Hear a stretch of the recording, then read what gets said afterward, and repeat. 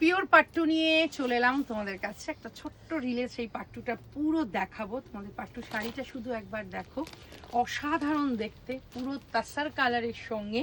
শুধু কম্বিনেশনটা দেখো, পাটটা দেখো, তার সঙ্গে সঙ্গে এই হচ্ছে শাড়িটার আঁচল। পুরো শাড়িটা কিন্তু হ্যান্ডলুমে আছে।